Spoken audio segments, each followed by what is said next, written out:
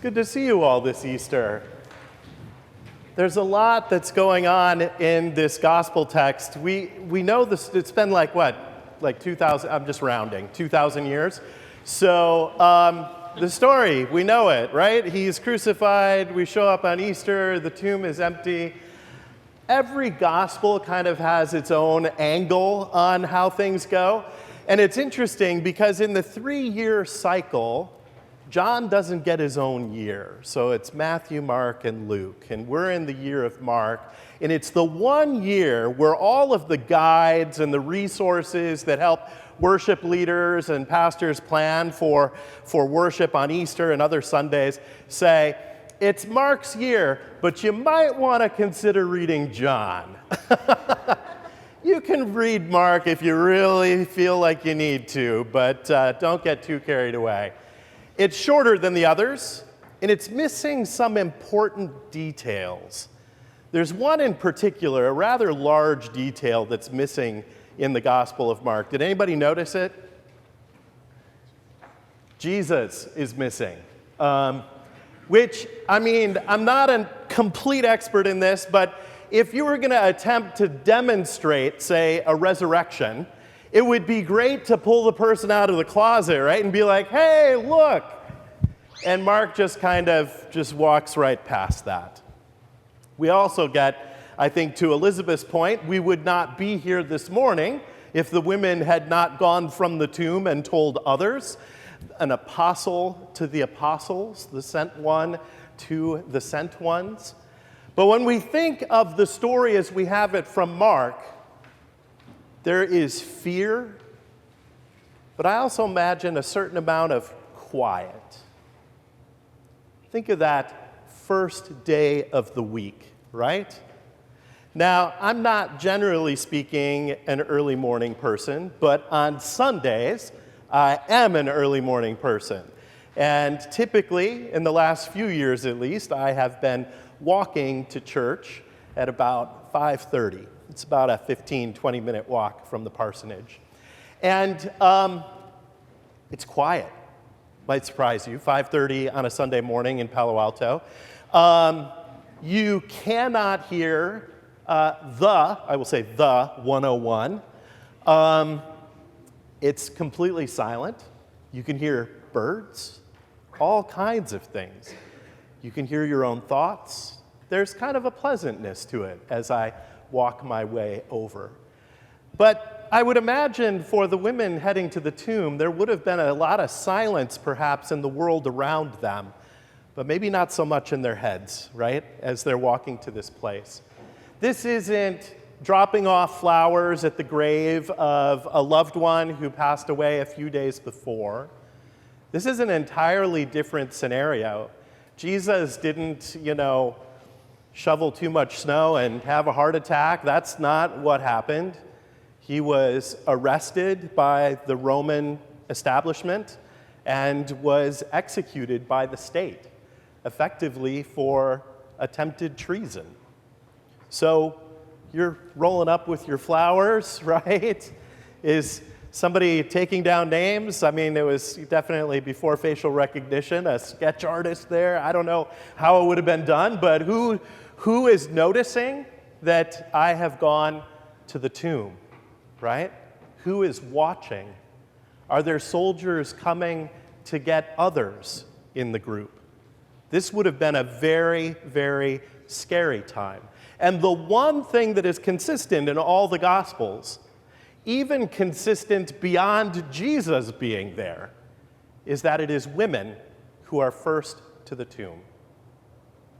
You can imagine how quiet it must have been when they approached.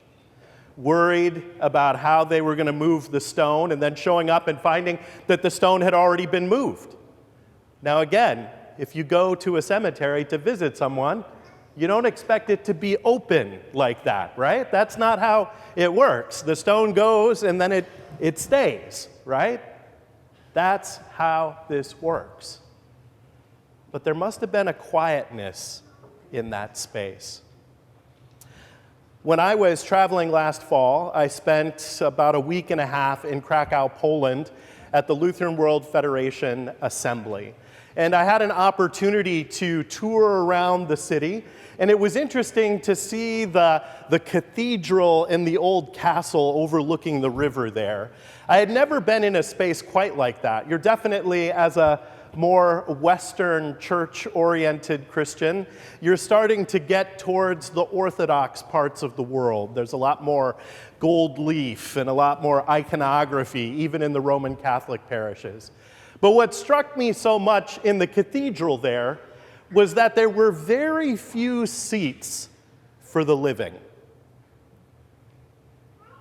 There were tombs and crypts everywhere. There was kind of a hushed way of speaking as people walked around in that space. A quiet. You could hear echoes of footsteps. You could hear whispered voices in the space.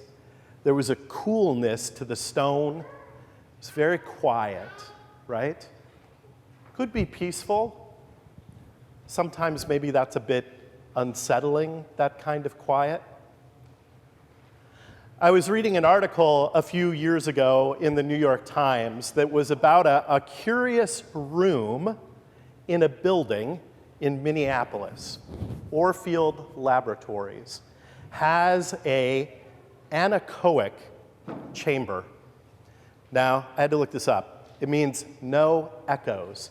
This room is the quietest room on planet Earth. And the way they built it, it's a 6-sided double-wall steeled room inside of a 5-sided room with 12-inch thick concrete walls.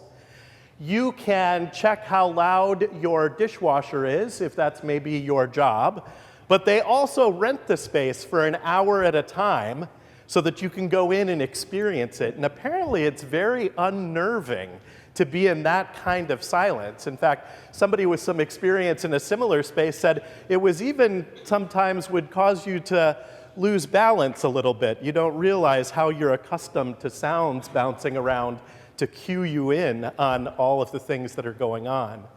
But after you settle your mind a bit, all you begin to hear is the blood moving through your body, your heart pumping. It starts to get a little strange in that space. There are a lot of silent spaces that can be very, very lonely spaces. We can think of buildings or rubble in Gaza with families that are lost. We can think in hostages underground in Gaza in probably very, very quiet places. We think of the water in the bridge in Baltimore covering silent spaces where people are. In the United States, even when someone passes away, often there are loved ones nearby and there is a quietness to it. But in the United States, roughly 100,000 people die a year without anybody coming for them. There is a quietness that we experience that can be challenging. It may not always be around things like death, although certainly on Easter we're thinking of that. It could be the quiet of after the nurse has taken your blood pressure and you're alone in the room waiting for the doctor to come. There are all kinds of quiet spaces and moments in our lives. And I think the good news of Easter is that in our minds, there's only one way that those narratives go. The stories go through quietness to other spaces that are about loss, that are about death. We feel for the women in the story. They're not afraid. They are in terror of what is happening.